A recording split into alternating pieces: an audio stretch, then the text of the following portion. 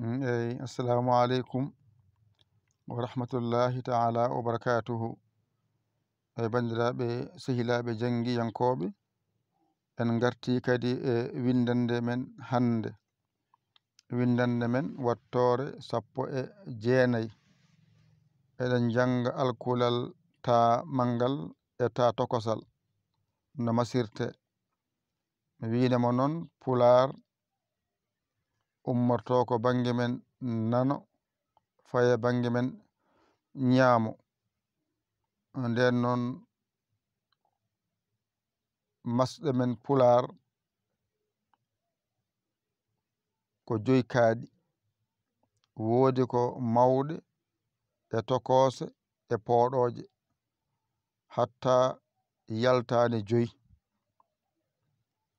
Ɗo so ɗiggi a yalti e majjere ko wiyete masɗe pular walla wiye laaɓɗe daɓɓe e laaɓɗe durtaɗe ko gotum.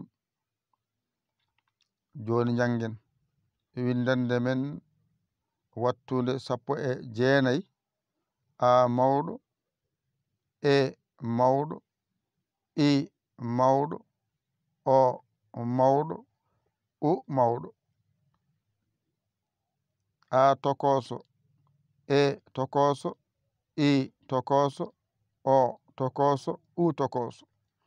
Ngara pooɗa a e i o u t mawɗo t tokoso ko ni foti ko jangate e t gasi gasi.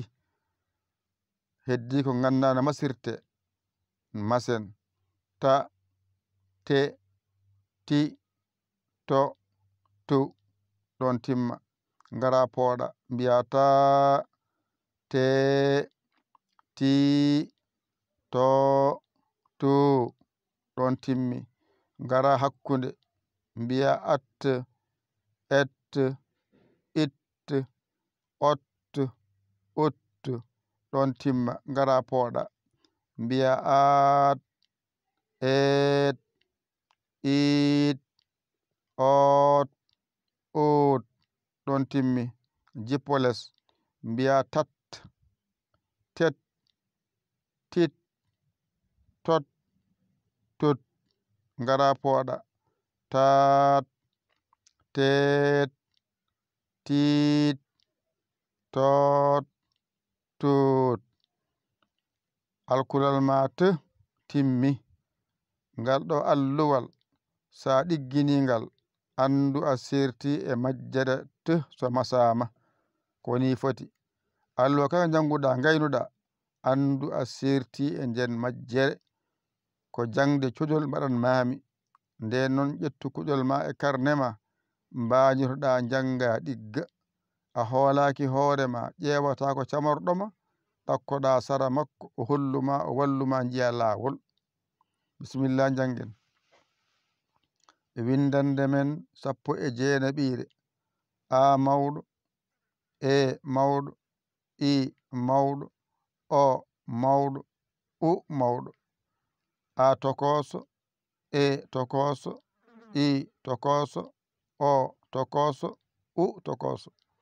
Ngara pooɗa a e i o u mbiya t mawɗo t tokoso. Ɓe mbiya ta ɓe mbiya t ko gotum. An tan ko ni windirte. Ta mawɗo ta tokoso ko ni windirte. Ta te ti to tu. Pooɗa ta te ti to tu. Hakkunde at et it ot ut. Ngara pooɗa at et it ot ut. Jippoles tat tet tit tot tut. Les tat tet tit tot tut.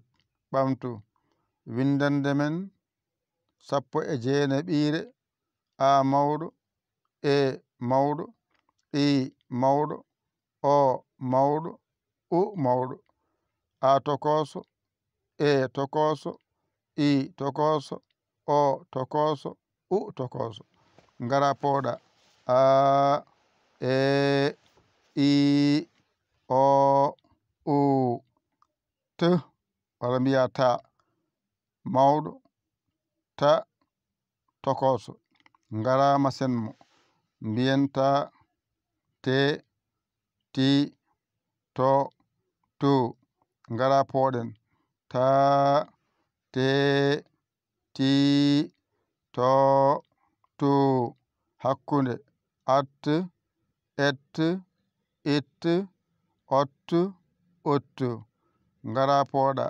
at et it ot ot jipoles tat tet tit tot tot ngara pooɗa tat tet tit tot tot alhamdulillah timmi ƴettu kuƴol ma e karnema mbañitoɗa janga ɗigga a hoolaki hoorema ƴew camorɗomo ɗakkoɗa sara makko o walluma ha jiiya lawol aɗa yamana walluma noddu en e 00 221 77 906 14 81 mbaɗa yaya mbaɗa li jiiya WhatsApp o ngara caggito saggere ma a saggani ko ɗum jinmi yo Allah wallu kadi yo Allah newnu ko musidɗo mon giɗo mon saabu Allah Yaya Ly Kaolack Sénégal alhamdulillahi rabbil alamina on jarama wassalam